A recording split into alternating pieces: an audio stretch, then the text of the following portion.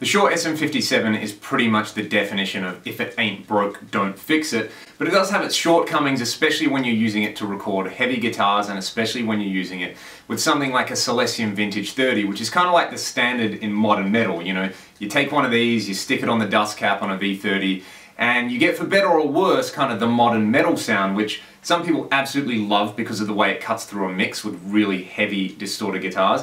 And some people just absolutely despise, sort of giving rise to this idea of like V30 metal, right? You know, all the albums sounding the same because it's the same speaker and the same microphone. So I've got here an OPR modified SM57, and I want to have a listen to it on a couple of different guitar sounds. Of course, a heavy guitar sound on a Celestion Vintage 30, as well as a cleaner kind of sound with a Strat and my Soldano Hot Rod 50, which does a great Fender style clean sound, and then just a straight up rock sound with a Marshall DSL. Have a listen to the differences. To me, the OPR is a little bit more of a sort of hi-fi thing. The low end response is a lot better, and the upper mids are way less spiky. So it's a really cool mod to get if you're using an SM57 and a Celestion Vintage 30 and you love that sound, but you don't want it to sound super generic. I think it's a really lovely, subtle take on that. And I hear a big difference with the greenbacks for the clean sound. It basically almost kind of sounds a little bit more like we've got a bit of a ribbon microphone blended in there, which I think is super cool. So